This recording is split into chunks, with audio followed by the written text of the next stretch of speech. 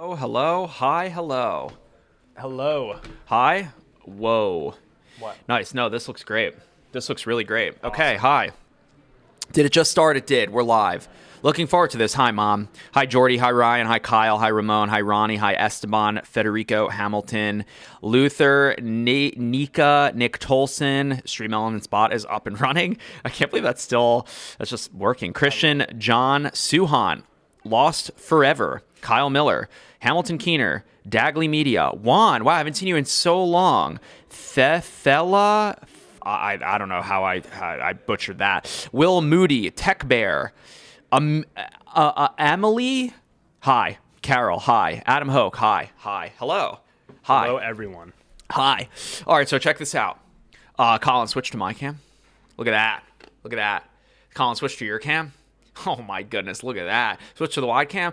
Oh my goodness, All right, so look at that. I'm running the stream I'm going to be interviewing Sam. We got full directorial debut on the live stream here. It's funny because when I was running the live streams before Colin got here, I was doing it all on my machine. And then Colin now, this is the A10 Mini Pro ISO. What does ISO stand for in this case? Like isolate? Isolated tracks. Isolated so tracks? We're doing like isolated camera recordings across all three of these camera angles. Which is really Sam's, sick. Mine, so we can cut it up later. So if you've been watching the stream for a few weeks or months, the production quality just keeps getting a little bit better. So we're running two 1DXs, and then this is the R3. Canon R3. This is 24-70 right here. Put it on here for a second. 24-70, 16-35, and then 24-105. Yep. All Canon. No color grading or anything like that. Just sort of. Nice. Wow. Lots of action here. Gifted a membership. Wait, who is gifting memberships? Nick Tolson just gifting 20 memberships like a wow. A supporter. Like a true supporter. Like an amazing human being. Wow. Nick, thank you. Thank you. Wow, that's a lot of gifts. That's crazy. Thank you. Nick, good to see you in here.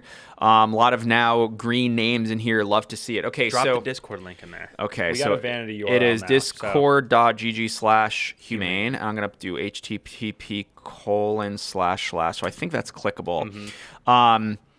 We're doing a live Hangout Discord session after this, right? Is the idea? There'll be some like deeper dive questions that we don't answer on here that we'll answer out in Discord on our Discord stages. So basically, join the Discord, and after the stream, we are going to fire up a Discord stage. Yep. After the stream. Yep. And it's in the Humane Discord. Okay. I'm gonna get started now. Yeah, You're gonna stop talking. Okay. I'm flipping the script love here. it. Okay, I love it. All right. So. Wow, nervous. You should be nervous. Let's start. Don't keep looking at the chat. Okay. You're talking to me now. Okay. You're talking to me. Okay. All right. So what'd you eat for breakfast this morning? Wow, that's a really good question. I wonder where you came up with that question. The origins of that question, by the way, are my friend John Ryan Manning, who I worked with at The Verge. He would always ask interviewers that question. I think he took it from someone else. It's basically like such a softball question because it doesn't invoke any emotions or anything like that. You'll just like sort of answer normally. I feel like it's a good icebreaker. So what did I have for breakfast this morning? Just a mocha. I make my coffees here in the office. We have espresso machines everywhere here. And not just espresso machines, it's like the Breville. And I have a newfound appreciation. I mean, you make your own coffee, so you have an appreciation for this too. The beans, you press a button, it grinds them. It also like pats it down. What's that thing called? Tamper. It tampers the shot. Then you feed it into the next thing that pulls the shot of espresso. And I'm also, so I make a mocha. So I do Ghirardelli chocolate sauce, pull the espresso, mix that. So it's like a nice coffee chocolate mixture. And then I steam either almond or oat. And that's milkshake. Caffeinated. It's an adult milkshake. Exactly. Does it dispel the nerves of the question? You said, "Oh, I'm nervous," and now. Yeah. Do you feel I feel more good. natural now? I feel good. I feel good. Yeah. So that's my breakfast every day. I usually don't consume food in the morning. I'm just not like super duper hungry. And the coffee usually sets me on a good path until we have lunch, which I just had before this. It was either chana marsala. It's like a chickpea, some sort of rice dish. I don't know. It was really good. Sounds good. Okay. All right. So here's where I want to start. I've eaten lunch today. You've eaten lunch. You're good. The nerves are dispelled. Let's go back to the very beginning. Where were you born? Let's start from there. Wow. I want to go from there, and Wow, I want to go into like where this fascination of tech came from. It's almost like you've watched me interview people before. Oh man, my mom is watching this, and I know that you'll appreciate this, Mom. So I was born in Princeton, New Jersey, all the way back in 1990. At Plainsboro? Princeton, Plainsboro? Plainsboro is right next to Princeton. Yeah. Princeton is a town in New Jersey. Also happens to be where Princeton University is, one of the Ivy League schools. Did not go to Princeton. I remember growing up in a household where my parents spoiled the four of us. So I have an older brother and two younger brothers, Mike, me, Sam, Daron, and Johnny.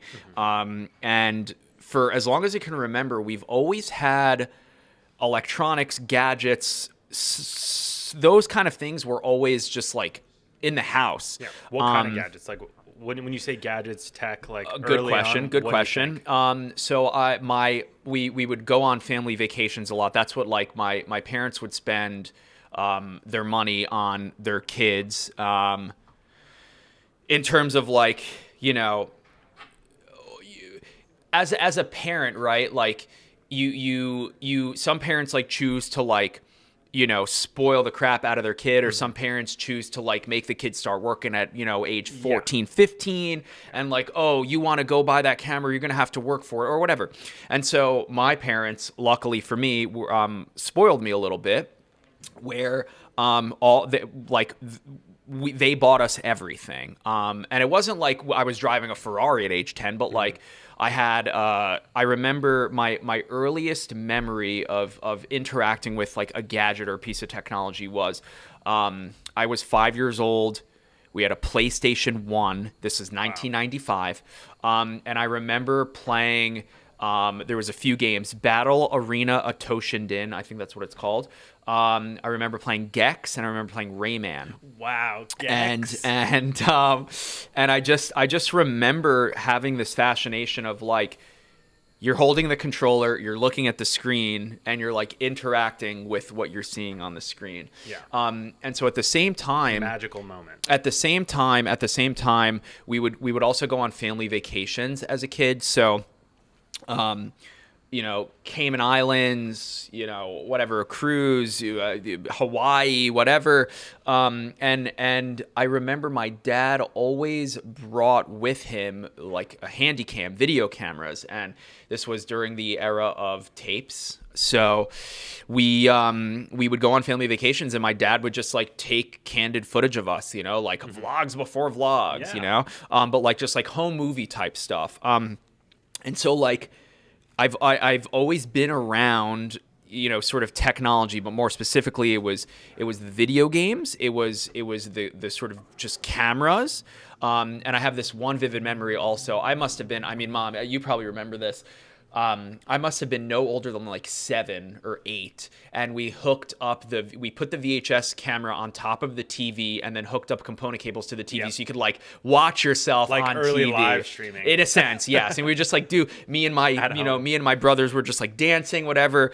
And then the third part of that was there was always a computer in the house. Yeah. For as long as I can remember, we always had some sort of, and this was back when you had like the computer room, you know, and there was like the family computer, and then maybe there was a virus on there. Oh, what did you click on? What did you download? Oh, you broke the computer. Oh, blue screen. Oh, you got to run disk defragmenter. Oh, yeah. So defragging the family computer. So between those three things, I just grew up as a 5, 6, 7, 8, 9, 10-year-old. I remember I had a Game Boy Pocket. We had the PS1. We had an NES. I don't have really vivid memories of having the NES. We had a Sega, like the original Sega, Yep. and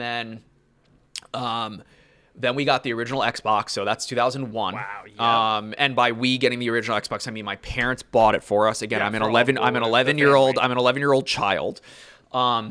And so we had that generation, the Xbox, the PlayStation, and then the GameCube, I think GameCube was 04, I think, Yeah, that maybe sounds like about that. right. Maybe And so just like having there was just as much attention of mine put into video games as well as like just doing things on the computer, where I was using Napster as a 10 11-year-old, like a literal child, figuring out how to use torrents also as like a 14-year-old kid. And this was around the time where I also had an iPod at age 11. And so like, I think I've really nailed it here in the sense that like, yes, gadgets have always been a part of my life. And I fully blame my parents. And I don't mean for it to be a negative thing, but it's like, I don't think that I would be who I am today if my parents didn't buy us, like if Mike got a Game Boy, Sam's getting a Game Boy. Johnny got something. Well, Daron and Sam and Mike are also getting the same sort of thing. My parents sort of treated us. Yeah. So like, the early adoption comes from them. They would get you things. Do you think they were getting them early? You know what's crazy is like, how did I even know as a 7-year-old what a Game Boy was? Was it a commercial? The internet was Probably. like, It like probably was. how did I even know like this concept of like, oh, there's like new games. Like, and I vividly remember also N64, Diddy Kong Racing. Yeah. I remember my mom picking us up from school and she had it. She got it. I don't know how she got it. It was impossible to get everywhere. And I remember I was so excited to get in the car. I ripped the plastic off that thing open. And yeah, so I'm just like, I'm thinking back, like, how did I even know about like, oh, the Xbox, or like, oh, the thing, like Game Informer or something. It must have been like a magazine. I think we had Nintendo Power. That was coming to the house. Oh man, I remember that. You just reminded me like the Missigno glitch and the Rare Candy glitch. Like, how do you figure that? I mean, like, I guess maybe you're reading cheatcc.com, Cheat Code Central. Yeah, you'd be doing something like that, early internet stuff, So it was early internet, or you'd be getting like an actual guide, like I don't know. Yeah, I remember getting like Ocarina of Time, like walkthrough guide in Game Informer or in one of the magazines, like EB Games or something, and I'd buy. So yeah, I guess it's a combination. Excuse me, it's a combination. And pardon Colin's mom. I did have a carbonated beverage before this. I'm not drinking a carbonated beverage on the stream. I learned my lesson. So pardon if I'm gassy here. I think that the fascination, and I guess just like the combination of all that stuff. Yeah, you can paint me as an early adopter because I was able to say, I want this thing, and most of the time my parents were kind enough to buy it for me as a kid. And then, I think like going into high school, I had, I remember getting my first phone was a Nokia 3390 on VoiceStream. VoiceStream was a network before T-Mobile purchased VoiceStream. And like, I remember Mike got his first phone, and then like about a year later, I got my first cell phone. I remember my dad having like this. You said this is in high school? This was, I think it was I was 12 when I got my first phone, so I was in 7th or 8th grade when I got a cell phone. And I mean, a cell phone back then was... What age did Mike get his phone at? Mike got his at 13, and I got mine at 12, because Mike and I are a year apart. Yeah. So it was like, we had the video games at home, internet computer at home, and then all of a sudden it was like, wow, this concept of like a cell phone, so cool. And then going into high school, I just, I was still the same nerd, cared about the same sort of things. And that's when I wanted to work. Like, it's just who I am. Like, I wanted to go get a job. And so I got a job at the YMCA. I guess it was Manalapan, New Jersey. I was literally 14. I didn't know that 14-year-olds are able to be lifeguards, but I guess we were. Yeah, and my mom drove me to work.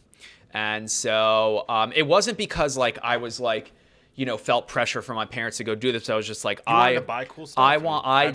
I liked having responsibilities and like, feeling like I'm making an impact and just like, yeah, I'm trading my time and getting paid for it. And also like I got to sit in the sun and make some good friends, whatever.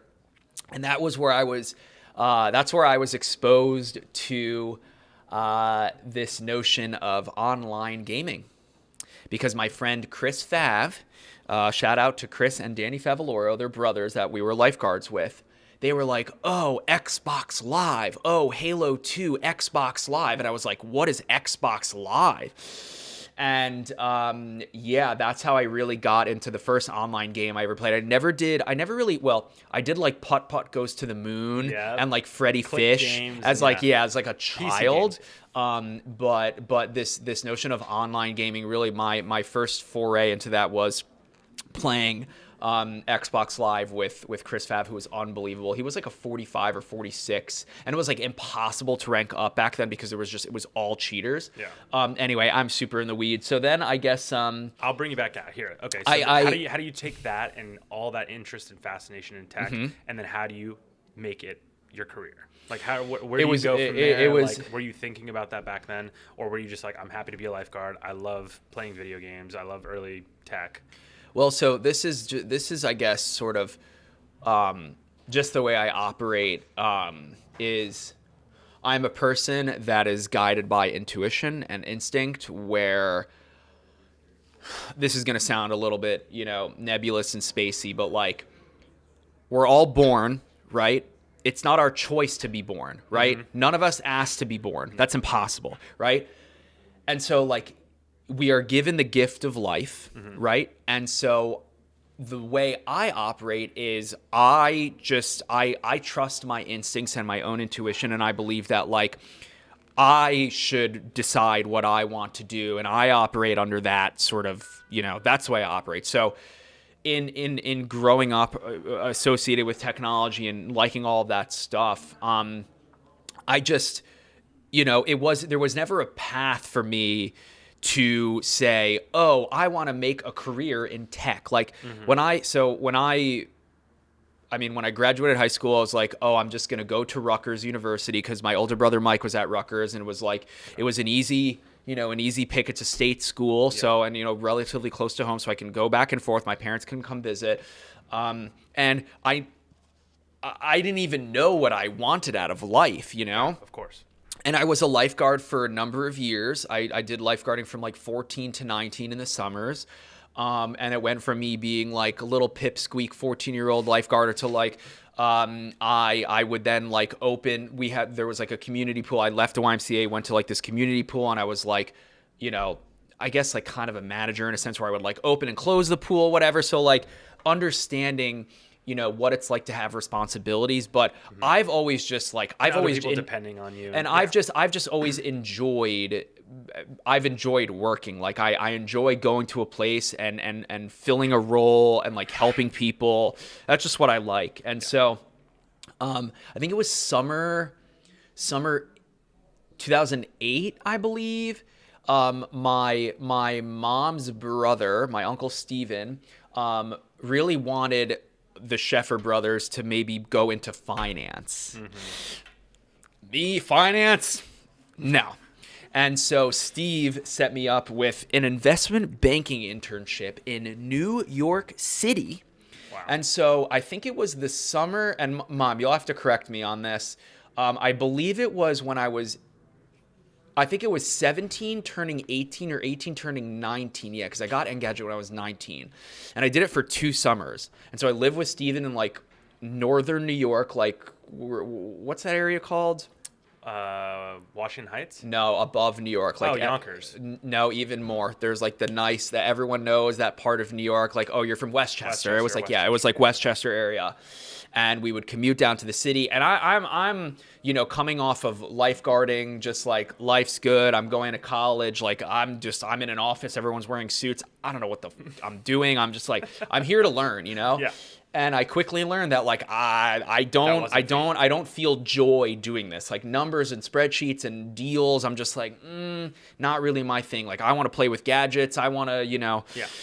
And so So do you go back to school? Yeah. So those were summer internships. Were like what, like sophomore? And I think no. This was senior year of college. Like I believe it was because I remember I quit my lifeguarding job and said like, sorry, I'm going to work in New York. Yeah, so it was summer. I think I was 17 because my birthday's in June. So like graduated high school, and then I think the summer before Rutgers. I don't know, hard to remember. Mom, maybe you have a better memory than I do, but.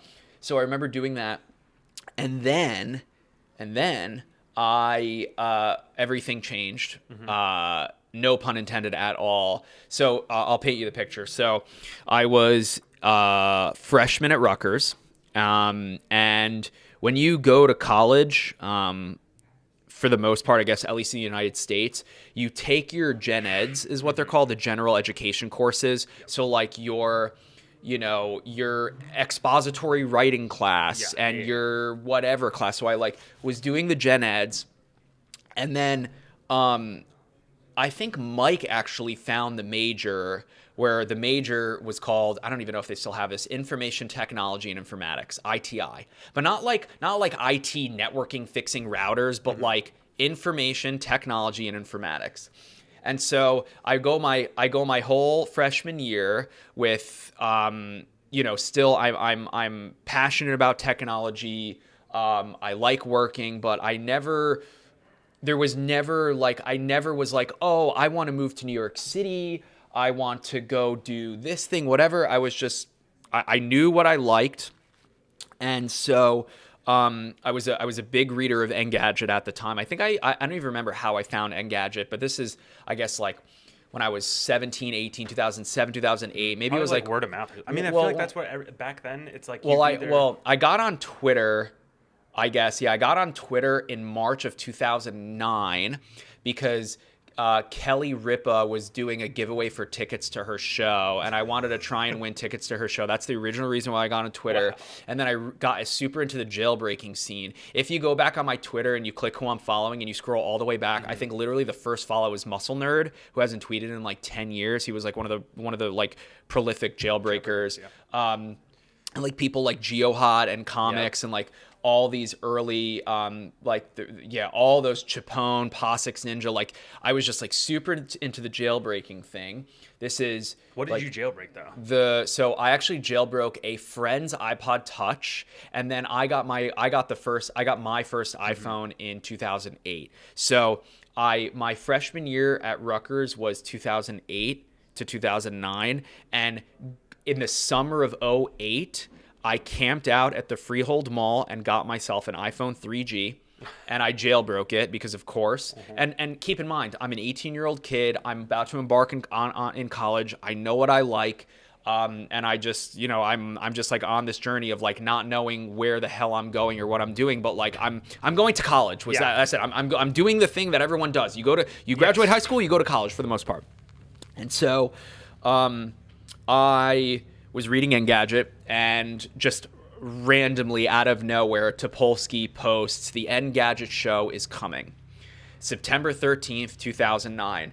I'd been at college, I finished my freshman year. I'm in the dorms. It's a week into school, and it's on that day was a Sunday morning. And Mom, you know exactly what I'm going to say. I remember calling my mom the day before, and I was like, I'm going to go to this thing. I don't know. It seems like a cool thing. I bet it's going to be hype. I bet there's going to be a lot of people lined up there because it's Engadget. Like my little brain perceiving, like I'm in this bubble of like, oh, what's hype and whatever. Yeah. And so I just remember my mom going like, oh, why are you going to go? Like it might be a waste of time, blah, blah, blah. And I love telling the story. Because this, she's like, the only thing I ever told you that was wrong was this. And my mom knows me better than I know myself. And I remember like, I partied until 3 a.m. that night. It was a Saturday night. And I remember waking up at like 7. I was so tired. And I was like, oh man. So I got on a New Jersey Transit train, showed up at the Tishman Auditorium in New York City on September 13th, 2009. I had just gotten the 3GS that summer. That was still when Apple was doing the phone releases at DubDub. And I got there, and There was no one there. I was like, I literally remember like pulling it up on my phone. And this is like, I'm still like, oh, wow, I have an iPhone that has like a full browser. So I like look on my phone. I have the right date. I look at I'm like, this is the right day. This is the right time. What's going on? I remember like walking around the block thinking like, is this the right entrance? Like the door to the place was closed. And I was like, how is this? Shouldn't there be something happening here? And finally, the security guard that was like sitting behind the desk, like, let me in. I was like, is there something happening here today? And he kind of was just like, maybe, I don't know. And then that's when I met Chad Mom, who, if you are paying attention to Netflix right now, have you seen that show Full Swing? No. That golf show? No. Dude, I guarantee you, now that I've said it, you will see it everywhere. There's a new golf show on Netflix that Chad Mom of VOX Media Studios produced this like top Netflix show. Okay. And so I met Chad. It's called Full Swing. I met Chad way back in 2009 when this was like AOL Engadget times. And he was like the producer at the show. And I didn't even know this. He was like 2 or 3 years older than me at the time. I'm 19. He must have been like 22. Wow. He is awesome. Great love Chad Mom. He was the very first person that I met at this entire, organization. And so he sort of saw me as like, wow, this kid is here from 9 a.m. Like, he's a super fan. He's really excited. And then all of a sudden I was like inside. They brought me like backstage. I met Josh Topolsky, Nilay Patel, and Paul Miller. That was like the big three at Engadget. And I'll never forget, I'm such a detail-oriented person. They gave me like a can of soda and they gave me some Oreos. Yes. Excuse me. And I was like, here, let me change this. And just pause for a second. Hold on. Where's the battery? It's right next to you. We're moving oops, sorry. That camera that I just switched to, the battery dies after like 30 minutes. We need one more battery eliminator, but we're fixing that. Yeah. Do I have to change the way to go to yours? It's not, I have to. No, you're good. Show's recording. Just unhit record. Okay. Sorry, guys. Technical difficulties. Okay. All right. And so wait. So back to this. And so I was. You get like. And again, I am like, I go from like just like being this outsider super fan to like now like meeting the the people that I read and respect, and like they're I knew who Josh was. I knew who Paul and Nilay were. I'm like, these are the people that I sort of look up to. Yeah. And I remember calling Mike, or Mike called me. And this, keep in mind, I had been there all day. So, like, they all knew who I was. There was, like, a line that formed. I remember, like, tweeting. I had the very, like, ticket 001. Mm-hmm. Like, I was, like, super jazzed. Super jazzed. And I remember talking to Mike, and he was like, how's it going over there, Sam? And I was like, how's it going? I just met Josh. I just did this and that. And he stops me and goes, go ask for a job. What do I have to lose? I don't know what I'm doing in school. I know that I love gadgets, and so he just planted this seed in my head. And Josh is like 6'4", and I'm like, 5'7", 5'8", and I'm like, I look up, I'm a 19-year-old kid, and I just go up to Josh, and I was like, I would love to work for you guys. I'm in college. I will devote all my free time. Like, you don't even have to pay me. Like, let's figure something out. And he was like, oh, we're actually looking for another intern right now. And I was just like, oh my God, I went from literally like almost not going to this thing to now like lining up a job. Mm-hmm. And I want to make the stipulation here. It wasn't like an internship where it has like a start and an end date. Yeah. They like were looking for an intern period to like go and be an intern for Engadget.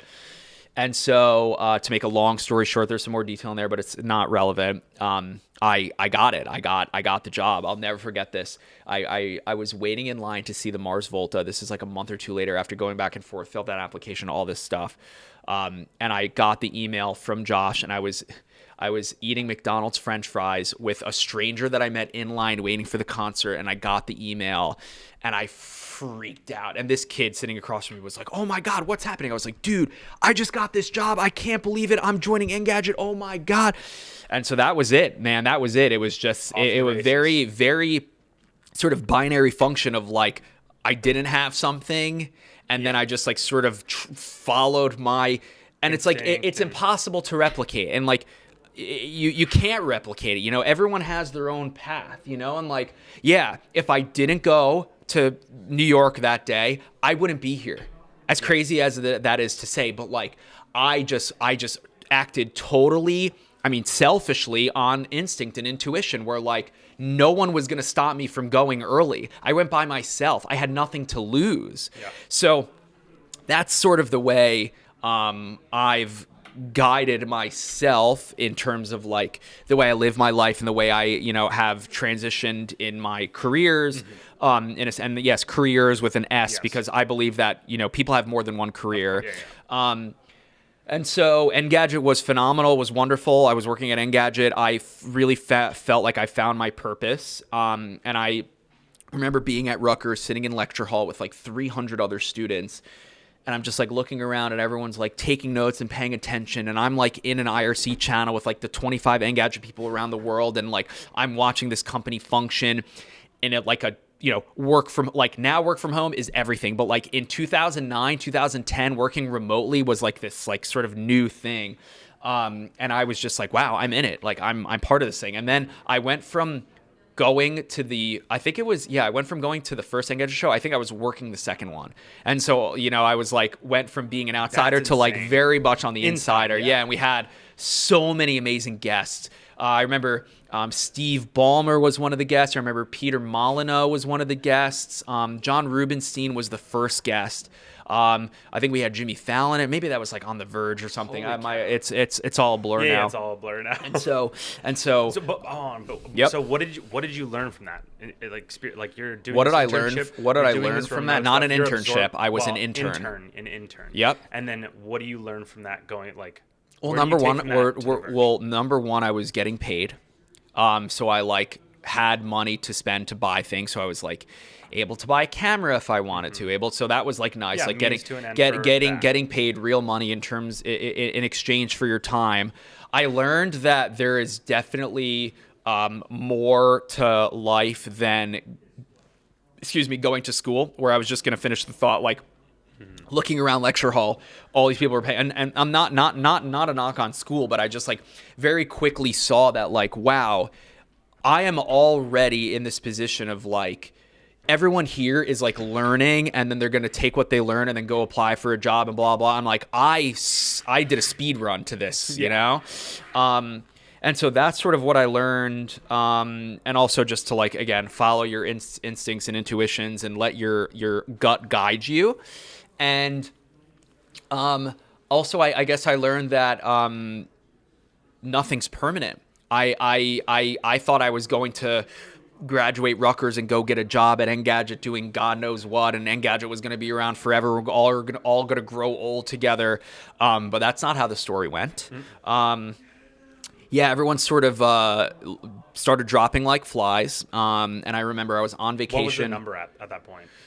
You said before there was probably like I would say probably between like 25 and 30 people, and I think we got down to like 10 people working at Engadget. It was like really stressful times, and so I stayed at Engadget and became a contributing editor, and I almost failed that semester of school. I got straight C's that semester because I was writing blogs. Like I was full time in a sense. Like I was writing 3 or 4 articles a day as a college student it was like at the beginning of my junior year. So this is like 2010 to 2011. But you're not going to school for journalism. You're going for like information technology, informatics. Yeah. Not a journalist, a reporter. I never went to journalism school. I don't consider myself a journalist. I understand what journalism is, and I know that I'm not a journalist. I didn't go to journalism school. So I watch everyone leave. I stay on at Engadget, and I was just sort of like, I took the chance and I stayed on, and I'm glad that I did that in hindsight, because like I got a taste of what it was like to like be a news writer and like make sure you get things up and make sure they're accurate, and like learning sort of how to play the game in that sense versus like being an intern and like making one of my roles as an intern at Engadget was during the Apple keynotes, whether it was a Dub or one of their events, I would be actively grabbing screenshots and then creating a gallery. So like when we do Apple introduces the iPhone 4, we would have like a gallery of screenshots for people to look through before like Apple issues their press release. And then I also had like a pages monitor thing that was like actively refreshing every 5 seconds, apple.com/PR. So as soon as that release hit, we would like be the first to it. So like I learned like a lot of like different tactics on how to like, be a good reporter, which I guess sort of means like do good journalism. But again, not a journalist, didn't go to journalism school. But definitely abided by a code of ethics at Engadget. They were like super strict with like, you like if you're covering an event, you can't like take anything for free because it would like skew your bias and blah, blah, blah, all that stuff. So I'm glad that they sort of set me up for like, being regimented in terms of like the coverage, because then I eventually became a YouTuber and I was doing my own sort of thing. Yeah. But learning the tricks of the trade as a 20-year-old kid, it helped. It helped a lot. So I guess we're now in. This is such a long-winded story, but I think I've only told when I was live streaming before I joined Humane. I remember telling the story once in this kind of detail, but I'm sure a lot of you probably didn't see that. So I will continue. How are we doing on time? It's already 12:36. And so Josh left. I was on vacation in Costa Rica. I remember the post was like, I must be going now, or like some Josh-ism that he posted, like so long for now or something like that. And I was just like, wow, this is really happening. And I as a contributing editor or intern, I wasn't really up to speed on what was going on. And I think it was May 2011. I had the phone call with Josh and he was like, we're doing something new. You want to come? I think you should come. And I was like, sign me up. Yeah, baby. Let's go. This Is My Next was our placeholder website, podcast, and social media handles while we were preparing to launch The Verge. So it was Josh, Joanna, Nilay, Ross Miller, Thomas Ricker, Vlad. There was like the core Engadget group that went over to The Verge. And I guess we could pull it up, but like that iconic sort of like Mad Men Verge photo. Yes. That I'm in the back talking to Dieter Bohn on the phone. People, you can't even recognize me. I mean, I think it looks like me. I was 21 at the time. So glad I was in that photo. I remember taking that photo. So that was in our Flatiron office. I think that was like in August, and the website launched in November. Anyway. How many employees were there at that time? Like the This Is My Next staff was you can count it in the picture. Yeah, okay. I think it was 15. It was like 15 people, and I vividly remember like some of the people stayed at Engadget, and I just like kind of felt like, oh man, they're missing the boat here a little bit, like we're about to do something radically new and different. And similar in a sense to Humane, tying this back for a second, it's like when you completely rethink everything and start from zero, you can do whatever you want in a sense. You sort of take all of your experience and you say, what do we have here presently, and what can we and so I was the only intern for This Is My Next. I wasn't like an editor for This Is My Next. I was an intern for This Is My Next, and I was going there in the summer of 2011. Then The Verge launched in November 1st, 2011 is when The Verge was born, right? Yeah, I believe that I have that right. Someone will fact check. And no, I'm pretty sure that was right, because The Verge's 10-year was just in. Did you come to that? No. You weren't there. You weren't there. Tyler came. Yep. I think Grant came. And so, November 1st, 2011, The Verge was born. I remember Josh went on Fallon and announced the name. And we were the hottest thing on the internet in terms of like tech publications. It was Gizmodo, it was Engadget, it was TechCrunch, it was like Ars Technica, Tom's Guide. Tom's Guide. There's probably a few others that I'm forgetting here, but like we were the new kids on the block. Them, yeah. We were really came out the gate swinging because we put a lot of prep into the design, into like the aesthetic of like the word mark of The Verge and like the hero of the website and just like the way it felt and the gradients.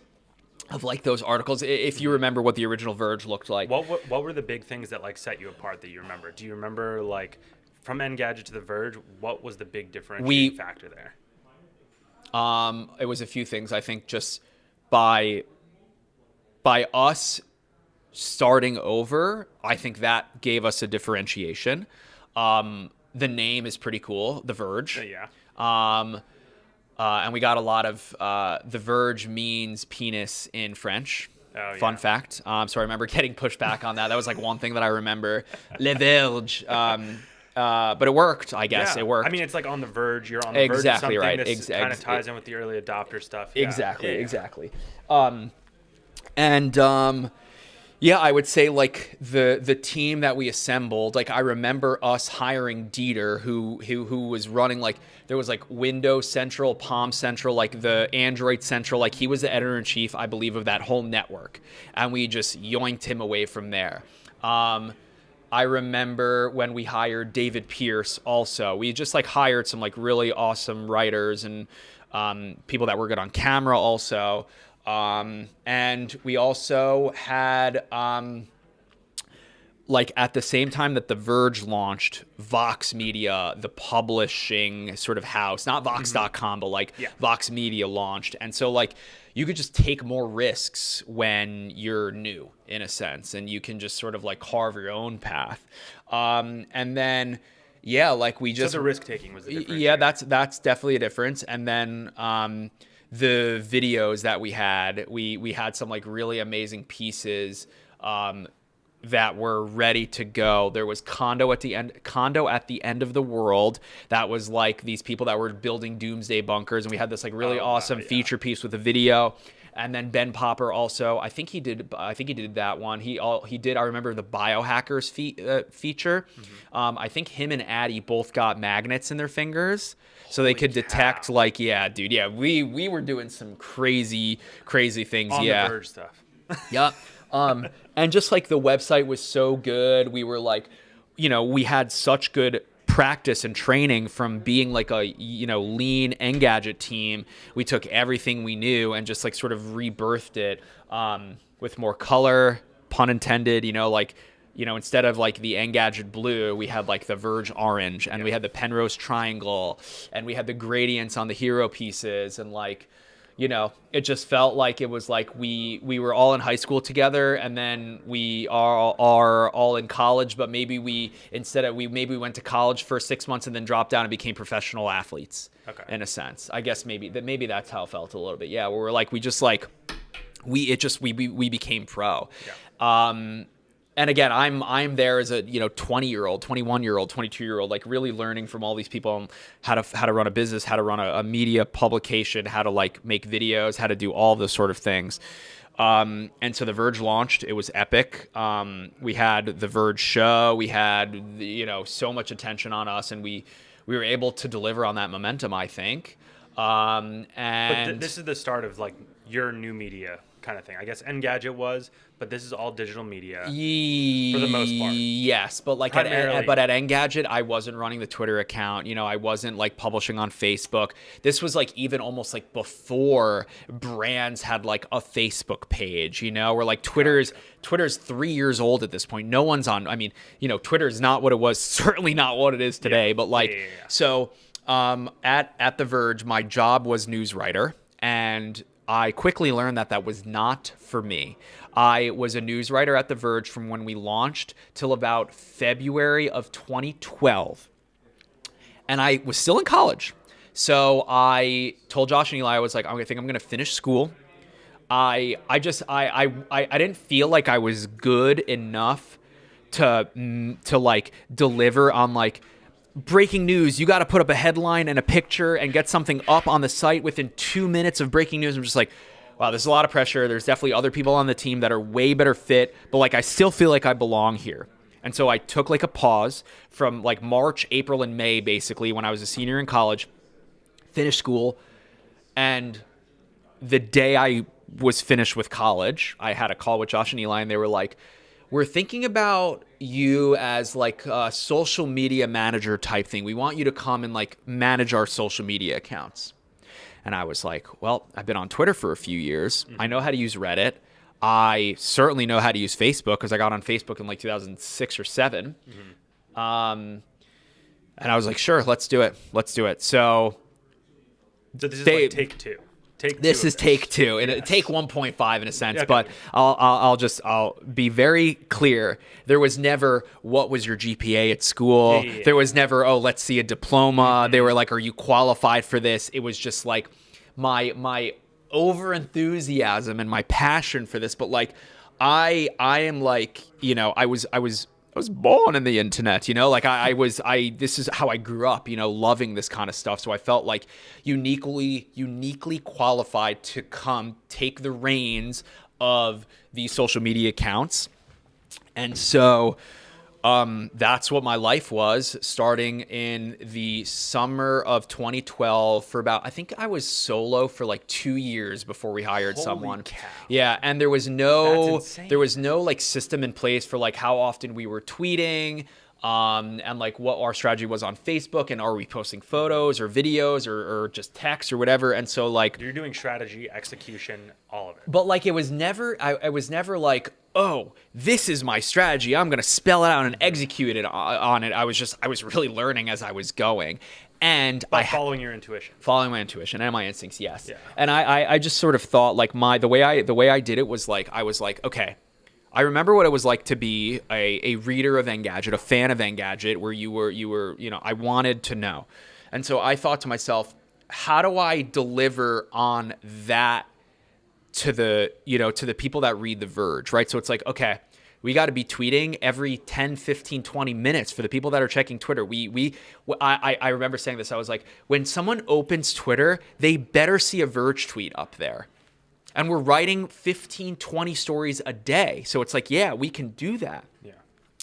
And it was like, how do we resurface content? How do we like make sure that our Twitter followers knows that like Josh is on Twitter? And like, because one of the, and I'm so glad that they were, Josh, Eli, and Paul, that whole team was like so active on Twitter back in the day. I remember being on Twitter, having 12 followers, getting my first 100 followers, getting my first 1,000 followers. Like, it was like whenever Josh would interact with me, I'd get like 2 or 3 followers. And I was like, oh my God, I vividly remember hitting 1,000 followers. And I was like, if I ever hit 10,000, my life will be complete. 10,000 was the goal. Now I have 60,000. I'm like, man, if I ever hit 100,000 followers on Twitter, that would be crazy. And so there I was, 22, 23, 24, running the Verges, a little bit of Instagram. We didn't really have a strategy for Instagram, but there was just like, Instagram was like, no one cared about Instagram back in 2012. Not the way they do now. And maybe now it's kind of on the way out. It was the attention was on Twitter, on Twitter, Facebook, Google Plus. Wow, Google Plus. Google Plus. What about Reddit? Were you guys doing anything on Reddit? And I took it upon myself to post our articles to Reddit. Nice. And I was reading enough Reddit that I understood how to post things to get people to click on them. And I wasn't like spamming every post. Like, everything we published got on Twitter, fine. Everything we published got on Instagram, or got on Facebook and Google Plus. But one every 70 articles probably, I was like, that thing right there, Reddit's going to care about. Were you like early clickbaiting this on Reddit, or like what? I guess you could call it clickbait, but like, yeah, we would have these headlines, and I would like maybe just mold it a little bit where it was like it was better suited for Reddit. And I have vivid memories, more than one occasion, of like, the traffic on this one article is going crazy right now because it's on Reddit. That's like a very tangible executional thing. And yeah, so I was going to say, I have to, there's no way, I don't really take credit for the growth of the Verge's social media accounts. Like, yeah, I was the one driving the boat, but like, I had an entire crew of passengers, Colin. Yeah. If we didn't have that content and articles, shoveling coal into the furnace. If it was not for the content, if it wasn't for people like Dan Seaford and Addie Robertson and Jay Kastronakis and Chris Welch and Dante and Chaim and Tyler and like this entire crew of people, I was just like, I was the sort of last step before it went on social media. I was like, we're writing such good content. Let me help, sort of filter it out. And yeah, I was like the person on the Verge. And I just want to say one of my favorite things to do was do non-link tweets. So the idea was like, all we do is post headline link with a photo. I was like, let's see what happens to engagement if we just ask a question. Like, screenshot, do a speed test and send us a screenshot. Bang, 100 responses, So just focusing on engagement, trying to get trying to almost humanize the account in a sense, rather than make it look like an RSS feed. Yeah. Exactly right. Nice. And so that was always like a really interesting dance to do, because it was like, I'm running the account, and like, what year do you think this was, by the way?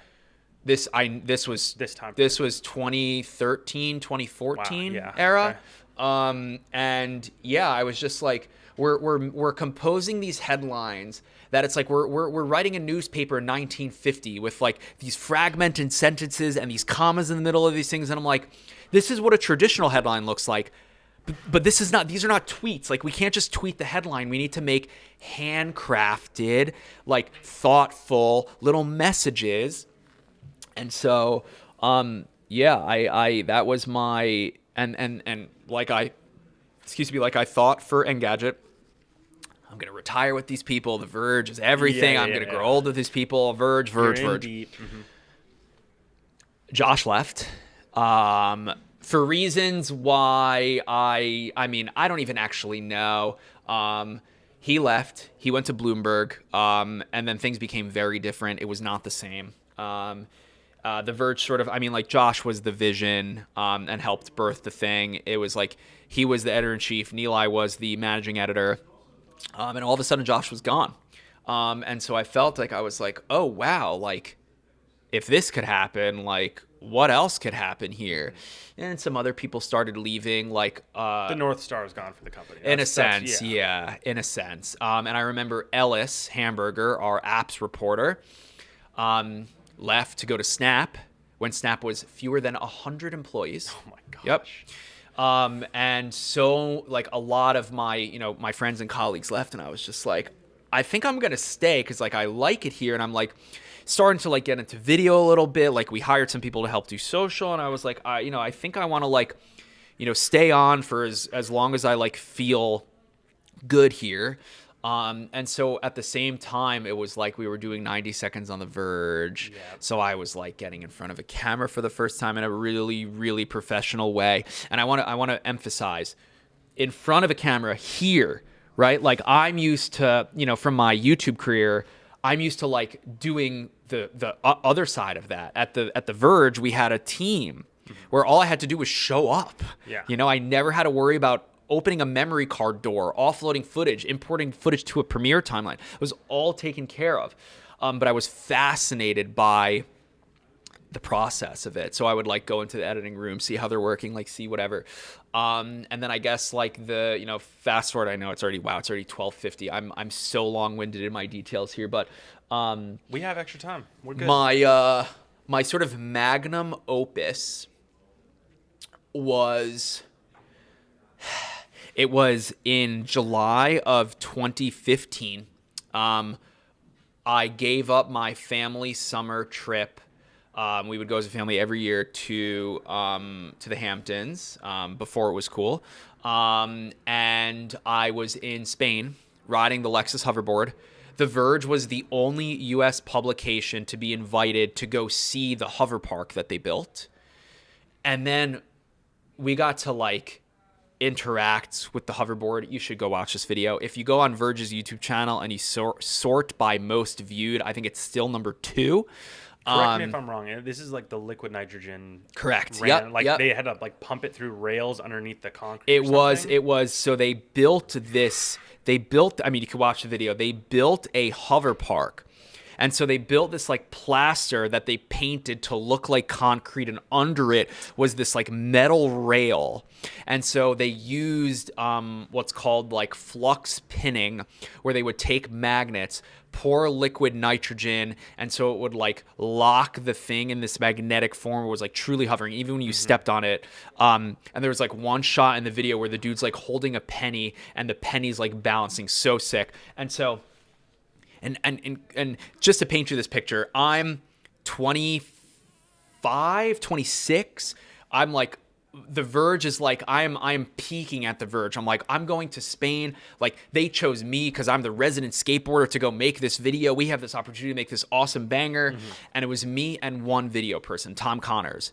There was no director. There was no, it was literally me and Tom Connors that went to Barcelona. And you can go watch that video, and it is phenomenal. I can't take any of the credit. I just showed up.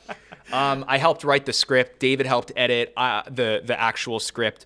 But it looks like a crew of like, 4 or 5 people probably shot that. It's amazing. It's just a testament to how good the Verge video team was at the time, where like they were just like, it's just crazy looking back at what Tom was able to do. Like, I don't know how he knew to get the shots he got, to capture the B-roll he got, to film the things he got, the whole thing was just done sort of like on the fly. Like, you can't really plan what's going to happen at those things. So it's like, am I going to get to ride it? Well, how long am I going to get to ride it? Are we going to get to watch them refill so just like seeing the way they worked, I was like, wow, I was just, so grateful to have been there and do all this sort of things.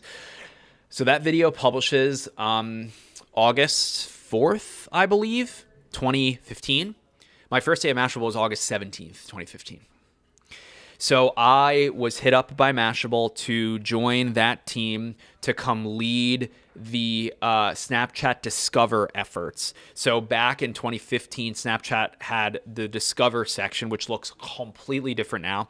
There were 9 publishers. It was like, I think it was like Vice and like People Magazine and like National Geographic. It was like these big legacy companies. And a friend that I knew at Mashable was like, we're launching a tech-focused channel.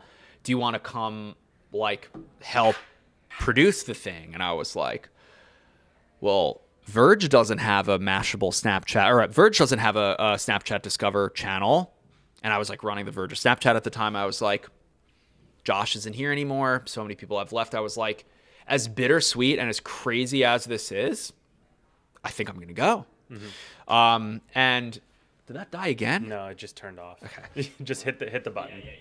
And so I want to steer this a little bit here. You can. I'm really okay. While you do that, so tie this back in, like being the head of new media here. Man. Like, explain to people what that means. Yep. And then, tie this whole thing back. Okay, because it's 12:57. Yeah, so we do gotta kind of wrap it up. Let me just see really quickly what's next. Everybody, put your questions in the chat. By the way, we'll try to go. It's the second most viewed video on the channel. Nice. All right, I'm just gonna go to my calendar really quickly just to make sure. Okay, we have some time. Tie this back. I mean, look. Media has evolved. Traditional media has substantially evolved, where, I mean, I don't even need to paint this picture for you, but I will. But it was like, first there was newspapers, right? And then it was like digitized, right? Sure. And now it feels like we're at this like in-between transition phase where like, it's like, how do you get your news? Like on Twitter, everything breaks on Twitter. Right. How is information sort of like transmitted in a modern society today? It's like people get their news from like Instagram feed posts, where there's like, these meme accounts that like have these like satellite accounts that they're like posting news. Like, there's like @rap on, actually my friend Dan from childhood middle school runs that account @rap, and it's like the premier place to go get rap news, but it's like a 10 million follower Instagram account, right? And so, like, if you would have told me that idea 15 years ago, oh, one media handle can, like, be this, like, dominant place for people to go and get, like, really quick, bite-sized news, I was like, yeah, right. Like, no, like, people are going to go and sit in front of their TV and turn on the nightly news, or, like, go to a website and, like, read like that. I think media will continue to evolve. I think it's always so important to go to these new platforms no matter what, because you have no idea what's going to happen. I think it's really important to be like aware of the things that are happening and be willing to take risks and go sort of like operate in those spaces as they're being formed, right? Where like being on do you remember app.net? No. So there was like a time, I think it was like 2013 or 14, where like app.net was going to be the new Twitter. And I remember putting so much focus and attention. I was like, we need an app.net account. We need to be posting there. We need to be there. Is Mastodon the equivalent of that? In a sense, yeah. I remember Mastodon launched in like 2017, I think. Yeah. It's not brand new, but yeah. So I just was like, my thought was like, okay, our readers, our audience is like early adopters, tech nerds, right? I was like, if there's a new platform, we should probably be there because there's a chance that our readers are also going to be there. So we should have a presence there. Gotcha. And so tying this back to new media of like, you got to experiment, you got to take risks, you got to do things differently. There's,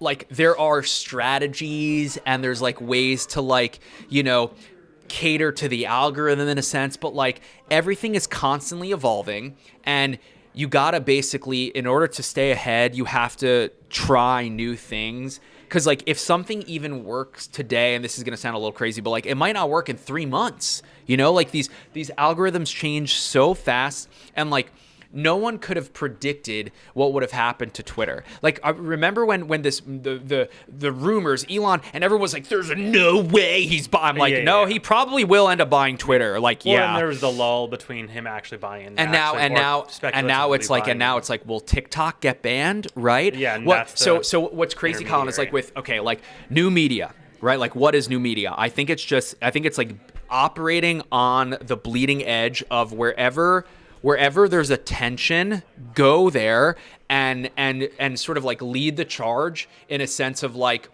just because there's like a format and things that are working, like there's no reason not to experiment. If something doesn't work, try something new. So I just think like tying it back, I remember so vividly, vertical video was laughed at. There was never a world in which we would think vertical video. I mean, I believed it. I have YouTube would vlogs. Be like the dominating force. I have YouTube vlogs from 2015 or 16 where I turned my Canon camera sideways, filmed with the camera sideways, and posted to YouTube vertical. And I was like, this feels like it has legs here. It took 6-7 years. This is me speaking like an early adopter, and now all of the attention and focus and effort is vertical videos. Yeah. Instagram Reels, vertical. YouTube Shorts, vertical. TikTok, vertical. And I'm sure LinkedIn Stories, whatever. Everything now, it's all vertical content. And so I feel like I'm repeating myself now, but to me, it's just like, where is the audience? What are the platforms? And what are you doing on those platforms to differentiate yourself? We're like, I got on TikTok and I have no emotional attachment to TikTok, and I've thrived on TikTok because I'm just experimenting, throwing things at the wall. I also consume enough TikTok where I kind of can see maybe this would work, and like posted a Rivian thing, 9 million views. Posted me putting stickers on a Rubik's Cube, 1 million views. Just like seeing the way these platforms are like so quickly evolving. It's like, to me, it's like fun playing the game of like, because like there's all these like social media gurus and experts, and there's there's like, oh, take my course and I'll unlock the secrets of how to go viral, whatever. Yes. I'm just like, make content that you would want to watch, trust your gut, and have fun with it. Yeah.